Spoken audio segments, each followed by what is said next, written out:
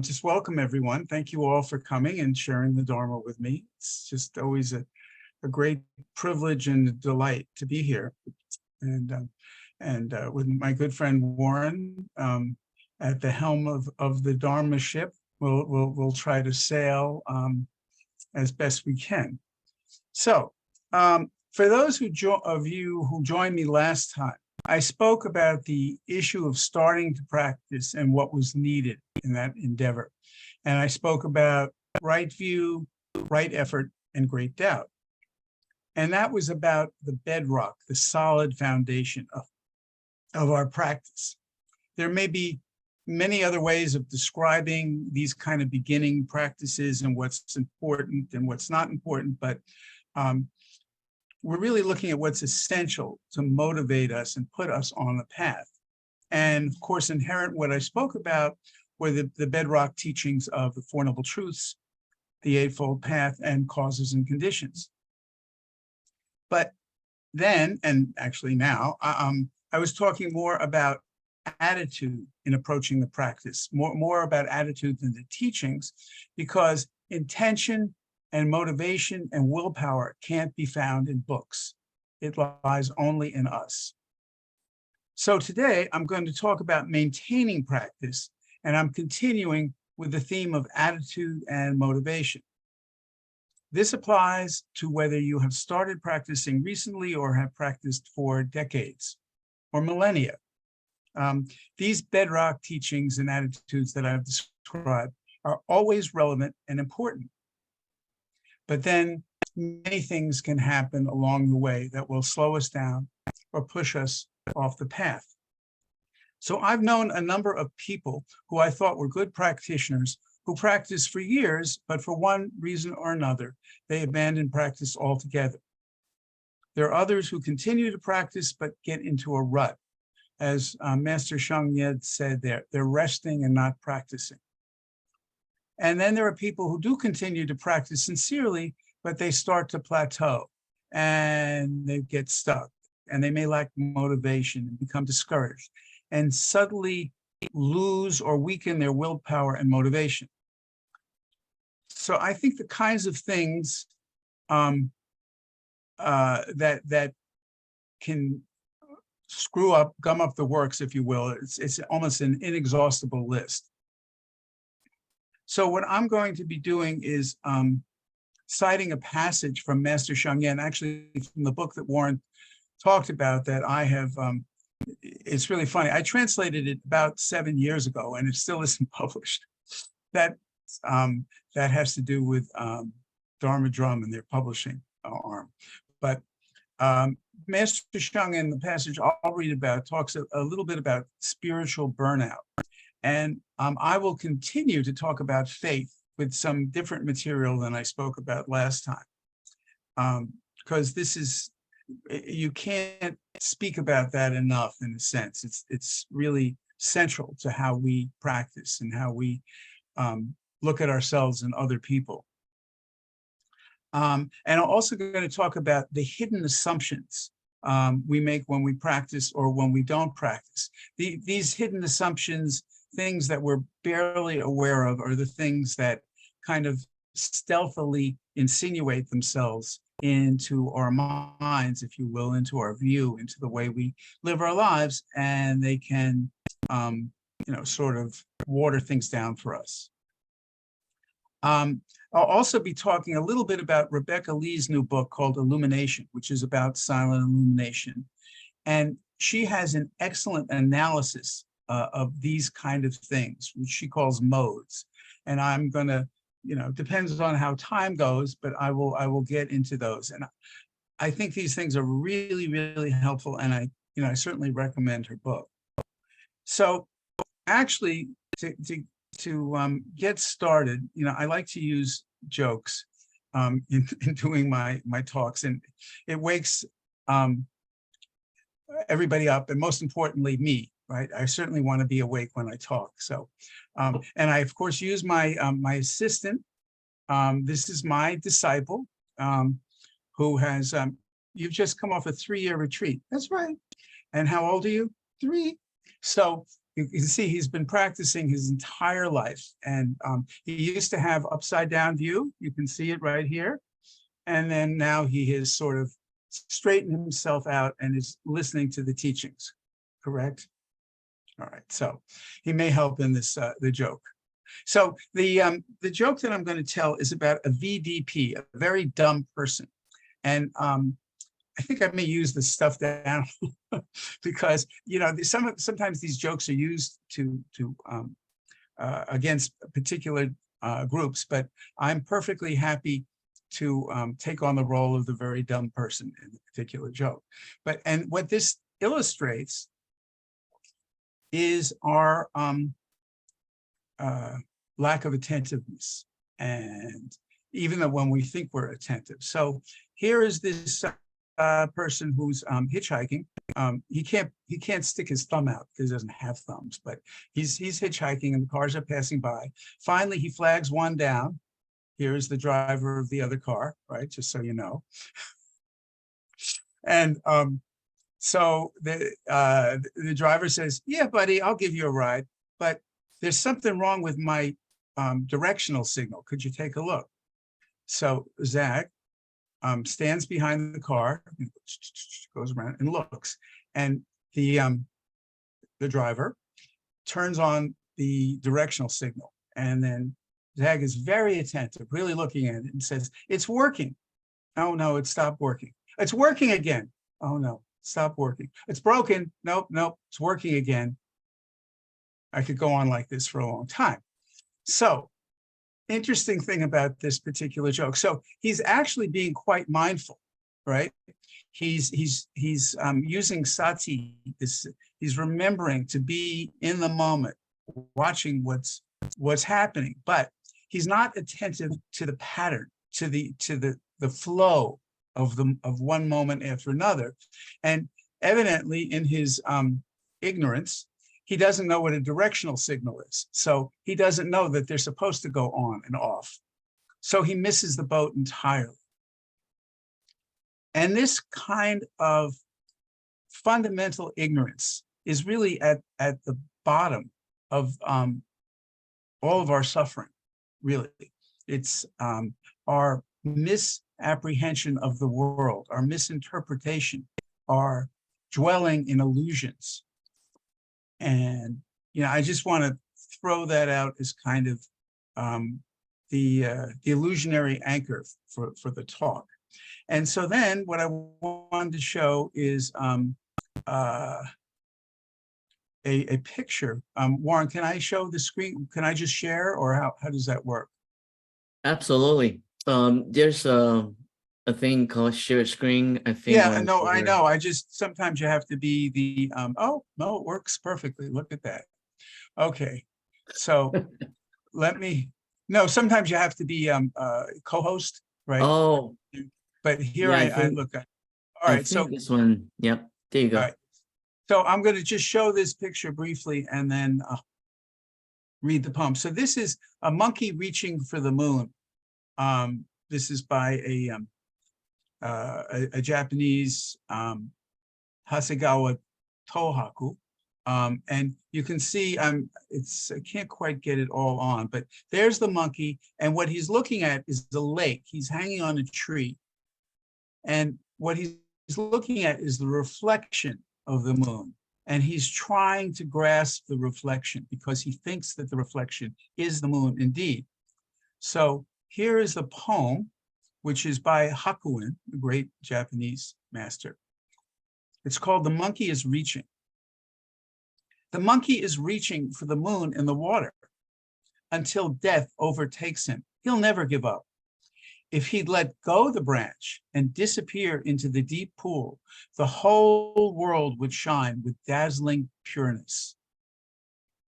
So there it is. So this image, this metaphor of the monkey grasping at the water has a lot to do with us and the way that we grasp at vexations, which are not actually what is going on. They're what are going on in our mind, which we are fabricating, but we don't know it. We haven't woken up. And that's what the practice is about.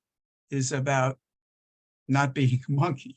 You know, there's a monkey trap that they use in Indonesia, where they take coconuts and they hollow them out and they make a hole that's just wide enough for the monkey to put their hand in.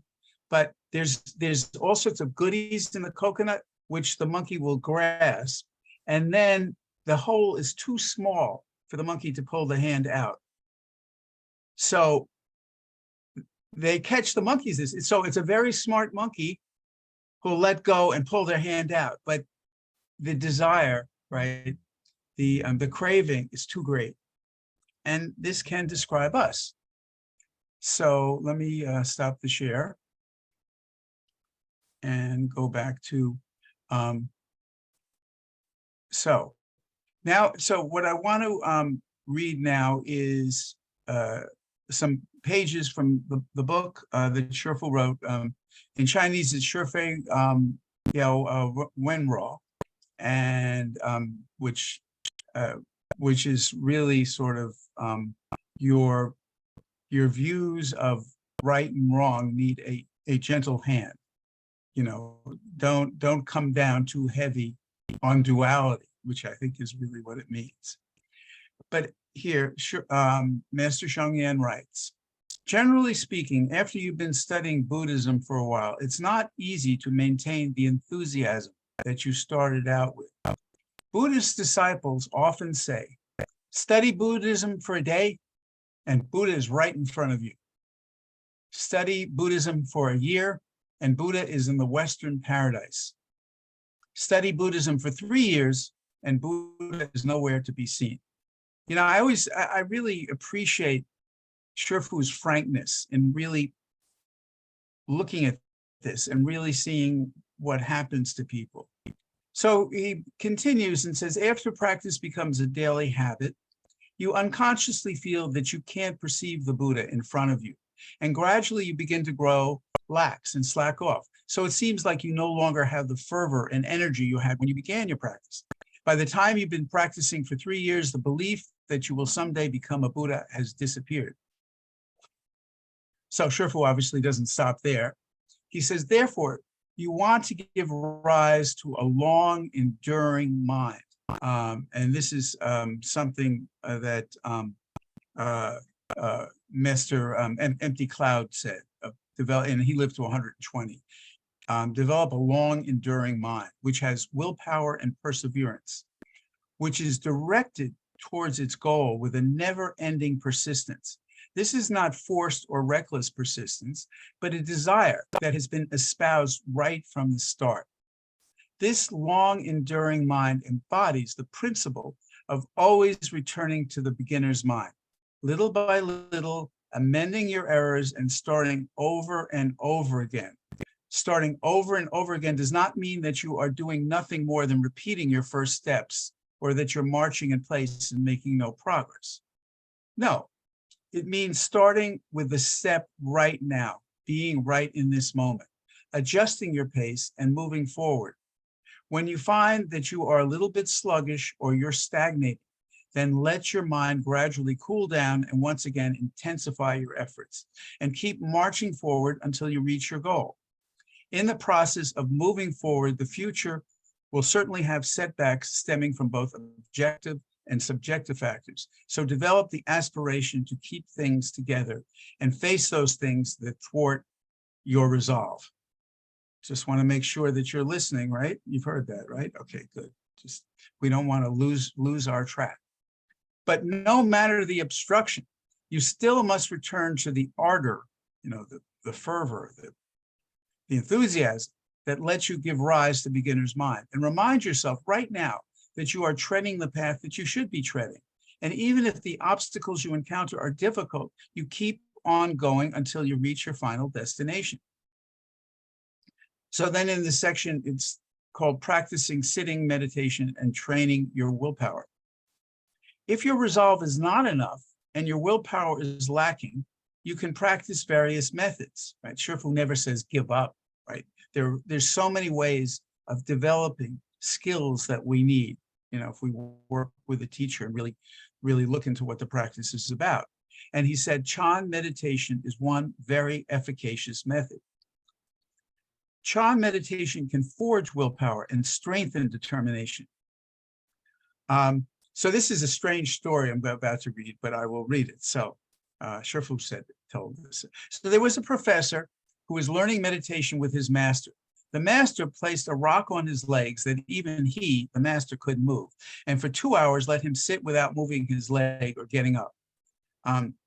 We don't do this at the Chan Center in case anyone's worried, but this is the story. He tried everything to deal with the pain and the psychological distress.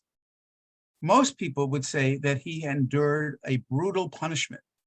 But after he endured such a severe trial, his willpower to bear hardship increased, and he could see any situation through to the end.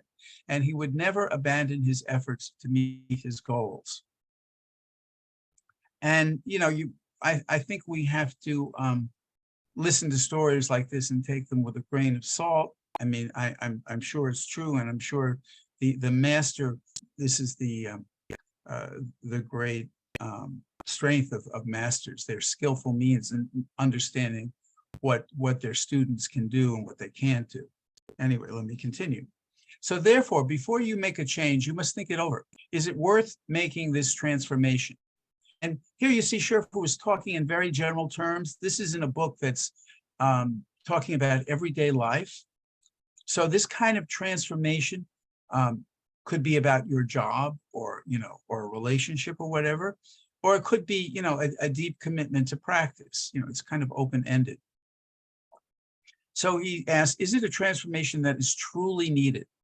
If you're doubtful and unable to make a decision, and indications are that you're not still not set to act, then change is not suitable at the present moment, right? So we're always proceeding or sometimes not proceeding with wisdom. If not immediately making the change means that everything will fall apart, then you must act immediately. Otherwise, you'll be riding an old horse while seeking a new, stronger horse at the same time, which is a comparatively safe way to go. And then he has the next section is called Don't Act on Impulse, which is Bu Yao Ichi Yungshu. And this acting on impulse is really something that's very important in Rebecca's book, which I'll get to, where she's talking about the way that we rely on our reactivity to the situation rather than actually confronting and dealing with the situation as it is. So here Shifu is counseling us not to act on impulse. In the course of some of the turning points in life, sometimes you need the strength to take some risks. Life is impermanent, and in the final analysis, how many opportunities do we have in the limited number of summers and winters allotted to us? That's definitely something worth contemplating on any level. So if opportunity knocks before you embark on this transformation, you certainly need an exit strategy in case that's needed, and you have to grasp the spirit and substance of what can be won and lost. For instance, in the difficulties or the vagaries and the ups and downs of a couple's relationship, is divorce really inevitable? If each member of the couple can change their attitude towards one another and nurture their mutual interests, wouldn't that be a form of transformation? And I read something, actually it was from Charlotte Joko Beck, about a woman who was married for 30 years who wanted to divorce her husband. And her reason was given as, he's not the man that I married after 30 years. I don't know what happened in this particular case, but people hold on, you know, to these ideas of what people were. You know, actually, Albert Einstein said that women marry men to change them, and men marry women so they won't change. You know, so we have all sorts of ideas that we hold on to. And so if there's a divorce and one partner seeks to remarry, will there be true transformation that will succeed? Thus, in relating to life's transformations, you must make a million fine-tuned deliberations so you don't act on impulse and go crashing headlong into every situation you encounter. So if you're facing a disaster, that certainly calls for transformation. But if you haven't reached the situation where the crisis has occurred, but you must change and you consider taking the steps to change, then the possibility of success is 50-50. Shifu is like laying this out almost statistically. It's very interesting. At this point, it is best for you to stop and think over your options. If you know that if you make the change, there will be a success rate of anywhere from 100 to at least 60%, then you should certainly opt for the change. But ultimately, you must ask if this transformation is for your personal benefit or for the benefit of all. This is really important in everyday life, day to day, week to week, month to month. This kind of real understanding of who we're trying to benefit. So if the benefit is personal, then you should deliberate about the advisability of following through. But if it's for the benefit of other people, then you should certainly not back down from fulfilling your responsibilities. So, once again, to kind of sum up what Shifu was said, he talks about the reality of the difficulties we face in practice. He talked about the long enduring mind, being in the present moment, working on your resolve, developing willpower, the way to assess the need and to develop the need for transformation. And he says, don't act on impulse. And as I said, this is really important in Rebecca's book. She doesn't quite use those words, but we should be aware of our reactivity, which is really what is occupying our mind, not the illusions that we conjure up. And, and then of course, Shifu talks about weighing options, risk, possible outcomes. And I really appreciate the colloquial terms that he uses, the way that he's talking in a matter-of-fact way, and not using heavy-duty dharmic terms. So I think this kind of teaching and these kind of observations can be very helpful. So in the spirit of looking deeply into our motivation, how we can be aware of intentions and proceed on a clear path with confidence and awareness, I'm going to talk about faith and what underlies faith. And I'll be quoting from Sharon Salzberg's book of the same name, which is Faith. And the faith that I'm talking about is the kind of faith that will let us see who we are and who we are in relation to everyone around. It's something that can help us find the strength when the going gets tough, right? So the Buddha said, faith is the beginning of all good things. And here's a quote from Alan Watts, the great teacher in the 60s and 70s from England. He said, faith is a state of openness or trust. To have faith is like when you trust yourself to the water. You don't grab hold of the water when you swim, which is a very interesting thing to think. Well, you can't, right? Because if you do, you will become stiff and tight in the water and sink. You have to relax. And the attitude of faith is the very opposite of clinging and holding on. In other words, a person who is a fanatic in matters of religion and clings to certain ideas about the nature of God and the universe becomes a person who has no faith at all. Instead, they are holding tight. But the attitude of faith is to let go and become open to truth, whatever it might turn out to be. And that's a really very important point, that we do not get hung up on the good and the bad and the in-between in our minds. So the word in Pali and Sanskrit for faith is sada, which literally means to place the heart upon, to make something central. So when we have faith in the practice, we're making the practice central to our lives. And it says, as long as we are ignorant of what lies below our surface identifications, the teachings say we will be unhappy. And I just can't help but putting in this quote from Yung Pueblo, which I like so much. He says, make deep connections, not deep attachments. And that really is highlighting that we're not turning away from the world at all. We're doing it in an open way, not clinging to self, but trying to be helpful to others and to ourselves. And Sharon Salzberg talks about bright faith, which is beginner's mind, the mind that is always beginning again and again and does not give up.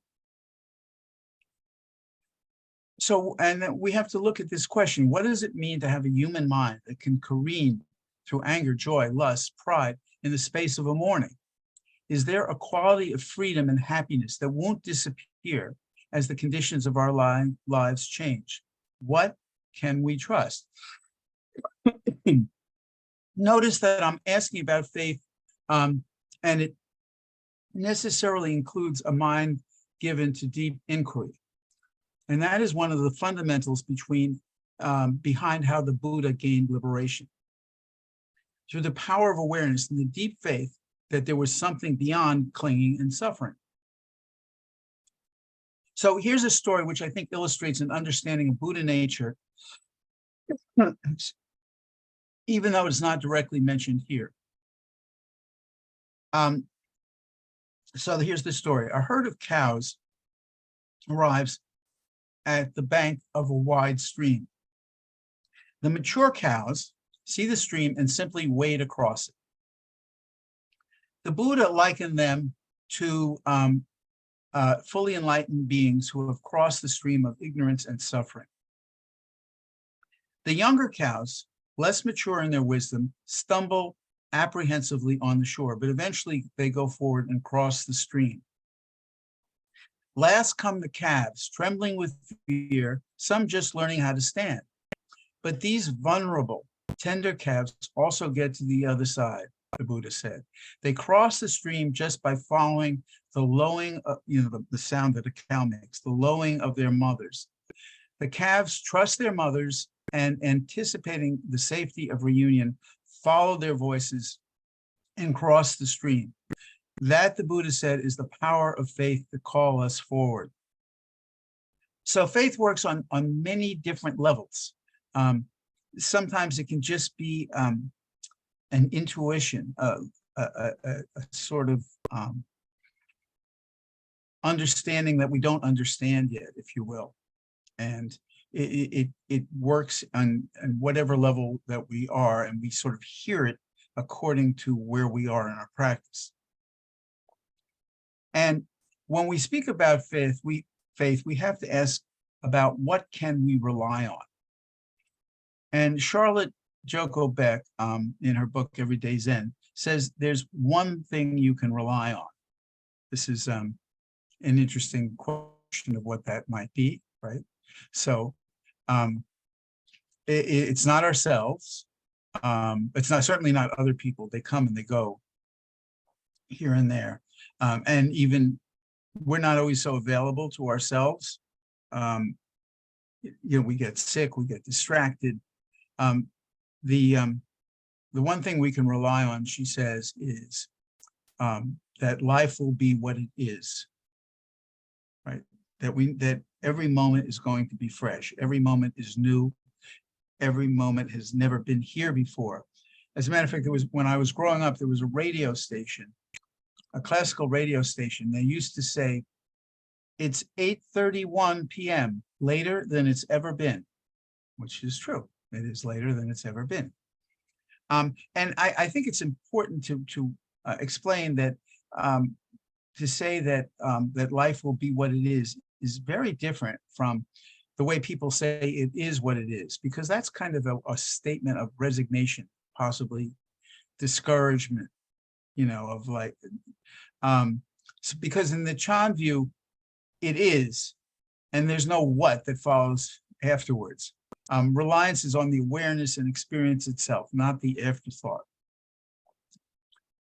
So then faith then is freshness, bare attention, no assumptions, straightforward mind, and don't know mind, right? But of course, one does know, but not in the illusory sense, in the non-dualistic sense that Silent Illumination is pointing at.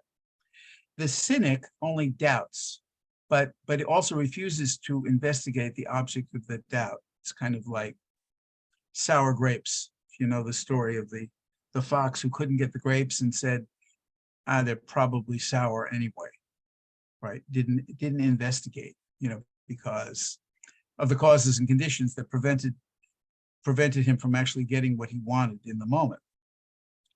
So the question is, can we reshape and transform our mind? Go to original mind, or ordinary mind, as it's sometimes explained. Really look at the world through the face, our face that was there before we were born. And so this is ultimately letting go of self and letting go of self and other. And once again, this is Alan Watts again, who says, belief clings, faith lets go. And that is a really, really important point, because sometimes people are very proud of their faith and at the way that they cling to it, which is one kind of faith. But the faith we're talking about is real open mind. It is one and the same with right view, I would say. And when you embrace the path like this, then you're free to see where you are running into resistance.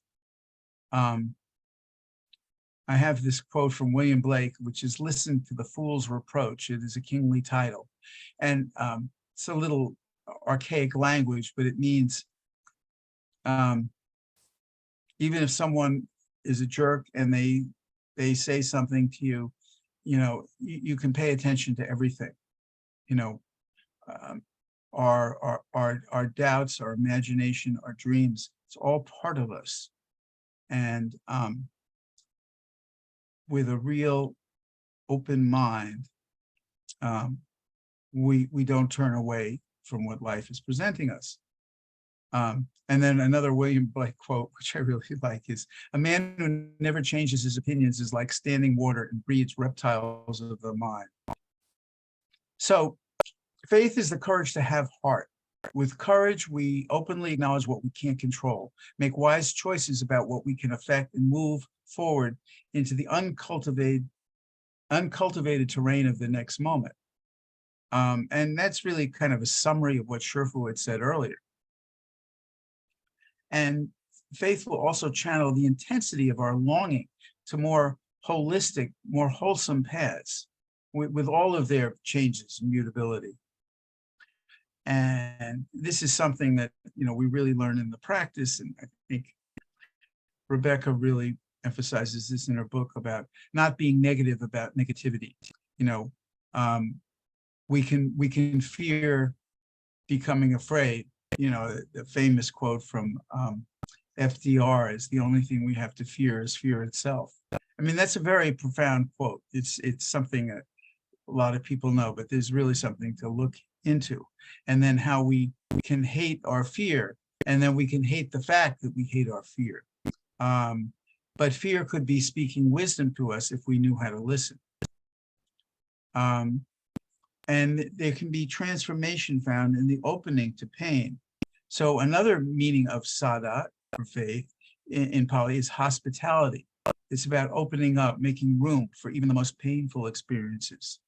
And another commentator talked about how taking apart the chord, using a musical reference, So we often, when we're suffering from one cause or another, we kind of mass them together and actually make the experience worse than it has to be. That's why Mark Twain said, "The worst things in my life never happened." Right? He really was tuned into the way his imagination worked. And there's another quote of from him. It's something like, "How can you see clearly when your imagination is out of focus?" That could be a real Buddhist phrase right there. So the poet Rilke wrote, "You must not be frightened. If a sadness rises up before you larger than any you have ever seen, if a restiveness like light and cloud shadow passes over your hands and over all you do, you must think that life has not forgotten you," which is rather a remarkable quote. That as bad as it gets, well, life is still still has you in its sight, so to speak. And Suzuki Roshi said, sometimes just to be alive is enough. And well, and I just wanted to make a point about how the causes and conditions that often accompany things that happen to us in our life, losing your job or your smartphone, right, are not really connected to the sadness and depression or anger that might result from those kind of things, because we fabricate that, even though it's very human, very natural, to respond to when bad things happen, we respond to them. The question is, how much and how long, and how available we can be to really meet this situation the way that needs to be met. And so, everything in our life is contingent on causes and conditions. Gilbert Gutierrez says causes and conditions never fail. It's always important to realize that we are some of the causes and conditions. And T.S. Eliot wrote, "For us, there's only the trying. The rest is not our business." And that's a very good way to understand karma, by the way, because whatever karma we've inherited, the only thing we can do is look at it, and we can try, but we are unable to really know the results of our efforts. I mean, if we're doing things with wholesome minds and helpful disposition, then there's more of a chance that things will turn out the way that we might want them to, but no guarantees. And so with a strong faith, like as D.T. Suzuki said once again, Shunryu Suzuki, even if the sun were to rise in the west, the bodhisattva has only one way. And that way is the way of wisdom and compassion. And one thing that Sharon Salzberg wrote, I thought was very good. She said, "When I brandished a meditation experience like a badge of achievement," and this is something I'll be getting into a little bit more, because I'm talking about these subtle and not so subtle kinds of emotional attitudes that we hold on to, and pride in your meditation is certainly one of them. So she was working with Khenpo Rinpoche, Khenpo Kantor Rinpoche, and he directed her back to the truth. He said, "The price of gold goes up and down, but the value of gold remains the same. Your experiences will always change, will go up and down, but what is of innate value in you lies in your awareness and love." Really wonderful words to see what's really active, what's really true, and what we're not making up. So just like unconditional love, awareness is based in the kind of awareness we're talking about here. Really clear awareness of the unburdened mind. That's based in non-attachment. And it's the faculty of directly seeing what is happening without the intrusion of bias, without holding on to or pushing away any experience. So now I just wanted to mention, since I am talking about keeping the practice up, right? And, throughout time, persevering and persevering and persevering. So just want to mention a few things that really uphold our practice. And first and foremost are the precepts. And I'm going to talk a little bit about them and how I might have reacted to them. And what I'm going to do is I'm going to talk about the precepts and the Brahma Viharas, the immeasurables, and even Prajna Paramita. And I'm obviously don't have time to go into those things, but I'm bringing them up to say how important they are. The precepts really work all the time, even though there is some interpretation that we have, but no matter what we think we're doing or how far we've gone or haven't gone, the precepts are kind of really at ground zero of our practice. The three practices of precepts and meditation and wisdom. And I think we can sometimes lose sight of these things. I'm aware in my practice of I'm filled with all sorts of buzzwords about Buddhism. And, it's like things that you could put on the wall or on a t-shirt. The question is, how seriously are you really taking them? Are you really taking them to heart and trying to live them? Master Chung Yen, the head of Tzuji, said the precepts are who we really are. And you could say that about the paramitas too. So we're on the path of coming home to ourselves. And these are just really, really important. And I just, I have to mention them in passing. So to me, is what's interesting is how you can become aware of these things, the things that are jungling around in your mind, and what you're actually doing, right? There can be like a disconnect. And I thought one thing that really kind of shows this is, it's a quote from the Peanuts cartoon. And I don't have the cartoon, but it just shows Linus, who is, the character that carries his blanket around all the time. He's kind of has his blanket next to his ear. I'll use Zach here, right? And sucking his thumb, which I won't do. And the quote is, I love mankind, but it's people I can't stand. And I think this phrase is really brilliant in that, of course, listening to it, being the receiver of the cartoon or the joke, it's the irony behind it is clear. But you can see that Charles Schulz is showing us this kind of contradiction in action. But if if we could interview Linus, in a certain narrative, what Linus is saying, he really believes he's a good person. He really believes he's compassionate, right?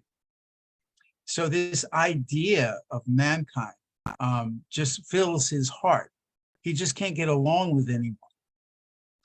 And I just want to sort of use that as kind of an introduction to where I'm going to sort of go with the talk towards the last part of it, which is about what I call hidden assumptions. And they're hidden assumptions, hidden traps, hidden diversions in our minds, which and some of the things I'm going to talk about are really deeply, deeply in the unconscious that one is not aware of. Right. And that's, and then Rebecca has kind of this schema of dealing with these things in a very clear-cut way. So that's where I'm going to be going. But I'll give two examples. So one of the things I found in my practicing is that I had an attitude that I really wasn't aware of. And that attitude, if I were to articulate it, which I'm going to do now, and which I really wasn't aware of, would be sort of like, you can't tell me what to do. Speaking to almost any teacher, like, I know what's right. I don't want to hear what anyone else has to say. Really just leave me alone. Right. Even though I go to retreats, I listen to talks, somewhere in the back of my mind is this kind of resistance. Looking deeper, I can say, why would that come up? Well, it could be some fear that I have, that maybe there's something in my mind, something in my life that I don't really want to look at, and I've really directed myself in a particular way. This is really illustrated by this joke that, or it's not a joke, it's I think there was a comedian who actually used this, but this comes from the Sufi canon of the Nasruddin, who is he's a mullah, right? A teacher in Sufism, an offshoot of Islam, and he's a sage and he's an idiot, all rolled into one. So in this particular story, he's on the ground near his house, near a street light, and he's on his knees looking for something. A student or several students come by and say, "Mullah, what are you looking for?" And he's looking down like this. He said, "I'm looking for the key to my house." And of course, when someone does that, what's the first thing that you do? Is you start looking around, seeing, maybe you can see it. And then someone has the brilliant idea of asking him, "Well, Mullah, where did you last see the key?" And the mullah says, "Oh, it was back up in my house." And so the student says, "What? Why are you looking here?" And the mullah looks at him sheepishly and said, "Well, this is where the light is." Right? So this is a real model. This is a paradigm of some very, very deep things. It really is. And what I just said is kind of an illustration. That could be part of the reason, we tend to do what's easiest. We look at what's simplest. When something's more difficult, takes more effort, there's a real tendency for us to sort of like glide in the other direction. So that's one kind of hidden assumption. The second one, also hidden, is about the precepts, where I noticed that, when you start getting engaged in Buddhist practice and you learn about the precepts and the teachings, and you have to get a zafu and a zabuton, and you have to learn about protocols in the zendo, in the Chan Hall. It's a little bit like you're accumulating trophies, or just kind of, once again, like I mentioned, things on a t-shirt. I just, yes, I'm a Chan practitioner. Here are my stripes to prove it, right? That kind of thing. So I noticed some resistance to the precepts, and kind of like, well, nobody can tell me what to do. I don't like rules, so I don't want to hear about these rules. So I'm not really going to listen. I'm going to give lip service to these rules, but I'm not really going to listen. I'm not really going to look into it. Once again, very subtle. If you'd spoken to me a year or two ago, I wouldn't have known what you were talking about if you brought this up. I don't think I would have been in touch with it. So this is one of the things, this is kind of one of the joys and pitfalls all in one of the practice, that you start learning things about yourself that you sort of wish you didn't know. Anyway, so that's, and so here's a great quote from Rilke. I think this is sort of, and I give this quote because I think it's nice when you can see things in a Western non-Buddhist way that is working on some of the same thought patterns. So to me, it can resonate in a different way. So Rilke said, "I beg you to have patience with everything unresolved in your heart, and try to love the questions themselves as if they were locked rooms or books written in a very foreign language. Don't search for the answers, which could not be given to you now, because you would not be able to live them. And the point is to live everything, live the questions now. Perhaps then, someday, far in the future, you will gradually, without even noticing it, live your way into the answers." So that's, I think it's just a beautiful quote, which is worth pondering. And, as we start to become more familiar with ourselves, and actually one of the things in the Lojong practice, in Tibetan Lojong practice, one of the slogans talks about familiarization or habituation, and it's really, really seeing how your mind works. It's like when Joseph Goldstein was first teaching, when first practicing, when he asked, well, why do we meditate? And it was very simple. When you want to meditate, if you want to know how your mind works, sit down and watch it. And then you start to see all sorts of things. And I just recently attended a lecture by Insight Meditation, John Aaron. It was about the precepts and about intoxication, and he talked about one of the biggest intoxication we have is the intoxication of our narrative, of our ego. And people were talking about fear. This is really at the bottom of this. Remember, it's the last thing to go in the Heart Sutra, before your mind is really clear and you can reach Anuttara Samyak Sambodhi. One of the things he said that was really interesting was that fear knows what we like. And our fear, which is us, some part of us, really, has privileged access to our mind, right? And it's very clever. So we can really be stuck in our narratives. Fear will turn us away, and that's why it's nice to develop a sense of humor and lightness in this, so that you're not dragged down too much by the negativity. So what I'd like to do now is just go over Rebecca's modes.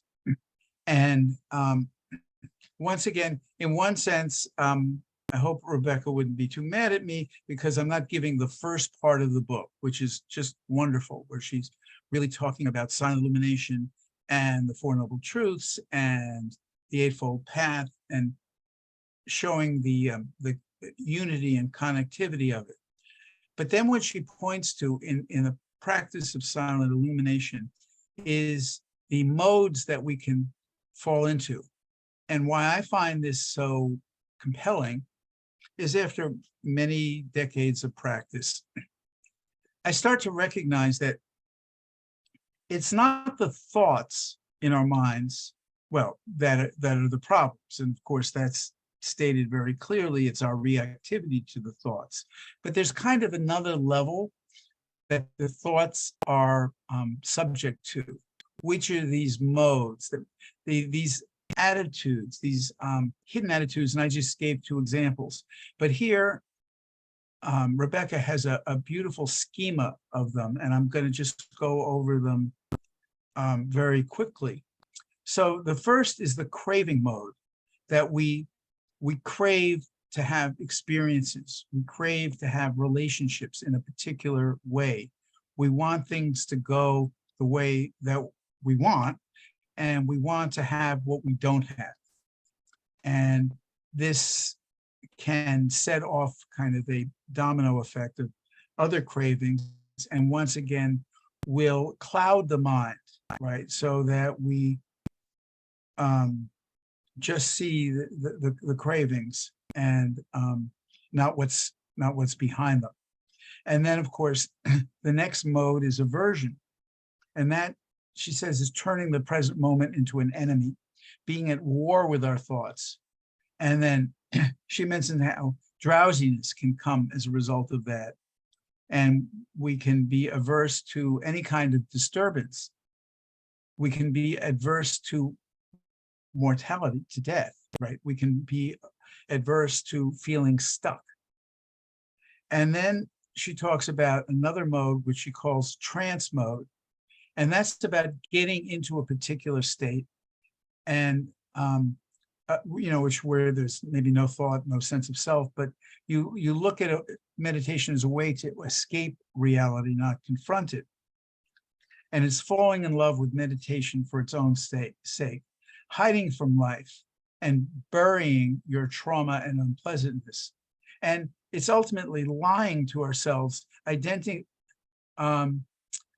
so it's like identifying with your job as if that is in and of itself is the meaning of life. And this, of course, makes us avoid seeing the interconnectedness, the causes and conditions, other people. And she likens it to driving around in a fog. Then the next mode that she talks about is problem-solving mode. That's trying to fix things. So you don't think that your thoughts, the way they are coming into your mind, are normal. So you have to do something about it, you think. You want them to change. So you label what you're encountering as a problem. And I think what's so interesting about this subtly is when you label it as a problem, you sort of think that you're addressing it, but more what you're doing is labeling and not really looking at it. And she actually terms this fixing what isn't broken, because our minds are not broken, right? They can work in very strange ways, but they're not broken. And that we have to understand that there is this underlying perfect, pristine awareness, which is illumination, which pervades the mind. We just can't see it for many reasons, but one of them is these modes that I'm talking about. She talks about how meditators will be disturbed when they can't feel their breath. It's supposed to happen in some way and it's not happening. And this psychologist, Albert Ellis, used to say, don't should all over yourself, right? Don't get caught in what should happen. And, I've used this thing, Mara's Watto is if only, right? Right. So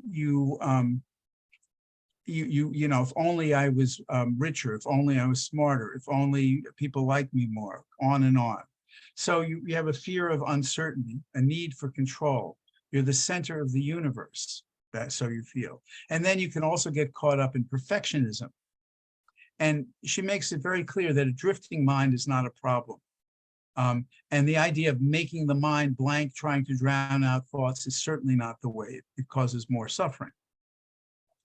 Then another mode is the intellectualizing mode. So thinking our way to enlightenment, substituting concepts for direct experience. I've noticed this in my own practice. If you try to work with contemplating emptiness, you can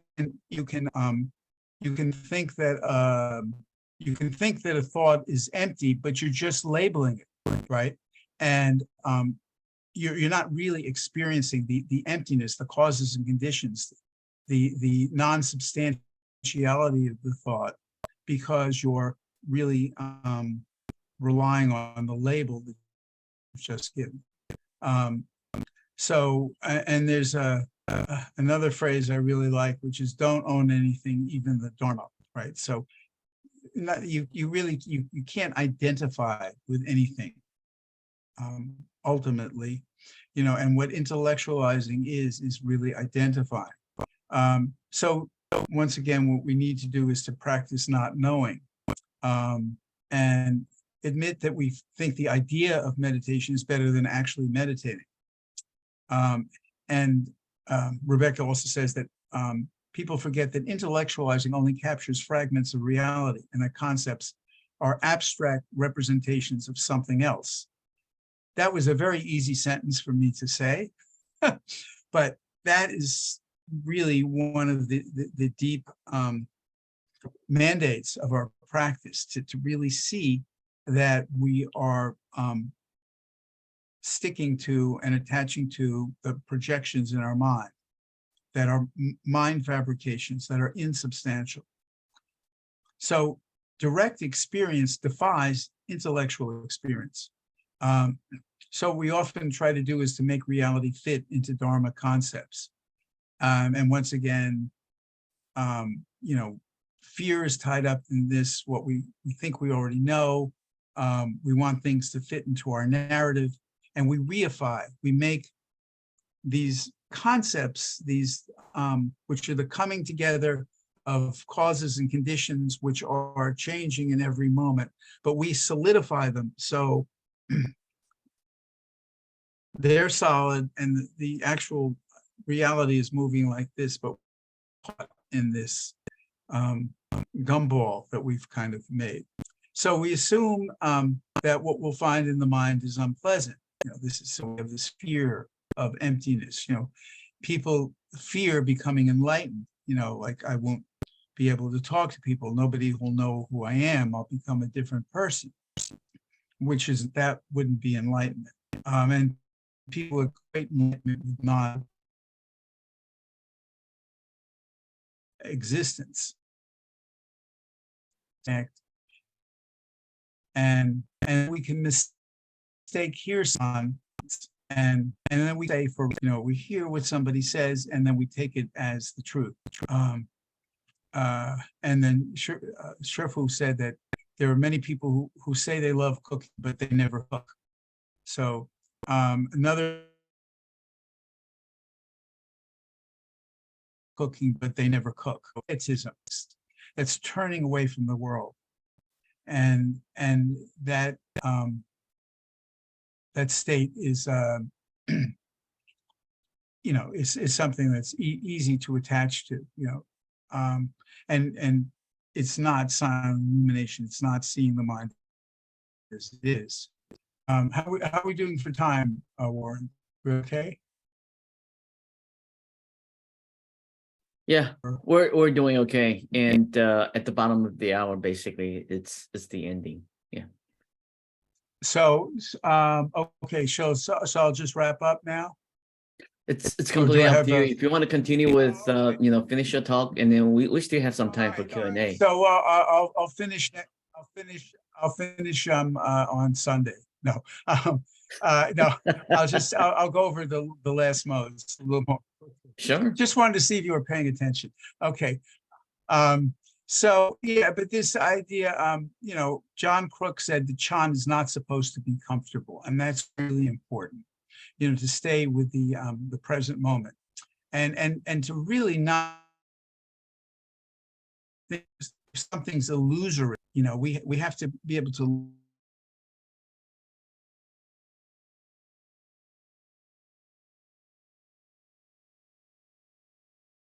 learn from what comes to mind. To watch Hey, is it just on my end, or all of you here that I think Harry is breaking out a little bit, right? Okay, I see some nods. Hey, Harry. Yes. Sorry. I think your internet is breaking out a little bit, so I think the rest of us, probably for the past minute or so, 30 seconds, you were kind of on and off. Oh, okay. Gee, it was that you usually have a pretty good connection. Can you hear me now? Yeah. Yes, please go ahead. Yeah. All right. So just stop me, if you can. Yeah. I think you can just sort of go back to the last mode that you were talking about. I think that would be great. Yeah, I was talking about quietism, and about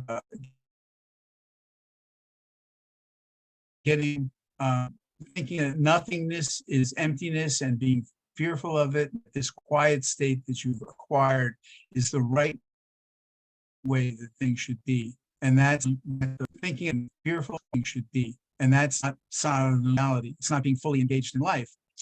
John Crook said that Chan is not supposed to be comfortable. So when you're acting in this quietism mode, you're not looking at the emerging present moment. You're staying with your version of it, and it's important not to think that illusory means bad. Right? We often miss the opportunity to learn about our minds by the things that come up that we don't want. So we have to watch our habits of judgment and interpretation. And we think we need a pure mind, but and watch out for striving for our version of what nirvana is and departing from our version of samsara. And Rebecca says allowing thoughts in the mind is not blasphemy. And you know, we often blur this the difference between practice and non-practice, worldly and transcended. And you know, once again, we make a version of our practice and of our lives. And practice and engagement with the world are not mutually exclusive. So then there's the forgetting emptiness mode. That's when you place still with me? Yeah, Warren? I think we can hear you. Yeah. Sort of on and off, but go ahead, Harry. All right. Oh no. All right. I'll go ahead. So the forgetting emptiness mode. Yeah, I'm just saying. You know, this idea is I know everything. Your practice can get stale. And emptiness is not nihilism, right? So, and we can forget that life is dynamic, and we can say things like, I'm a serious practitioner, and we're putting ourselves in a box. We have to understand the teaching as a raft, you know, and Shunryu Suzuki said, life is like stepping on a boat that is about to go out to sea and sink. So every moment is our abode. And so what we have to do is allow what is to be fully here and be fully there with it. Suffering is a disease of the mind, not a disease of the world, if you will. So we return again and again, and we notice the habit of finding fault with the present moment. The purpose of practice is to recognize our modes of operation. And this is a lifelong process of letting go. We're not supposed to be comfortable, and it's not just about sitting. We have to accept the flawed life of the human being. But the news is that our habit of reacting with vexation is not hardwired. The Eightfold Path, and as Rebecca, habits don't arise. Talking about the natural, true, and which can be described as silent illumination, can be described as suchness, as a number of things. Actually, it can't be described. It can be pointed to, but we can notice our habits and try to diffuse them. We can sharpen our focus, and we can see everything as causes and conditions. And so the bottom line is we can look at everything as sensory input and not be duped by the content of our thoughts. We don't have to be the very dumb person in the joke that I began with who doesn't know he's looking at a directional signal. We can be a smart and not get fooled by the moon's reflection. So that's it.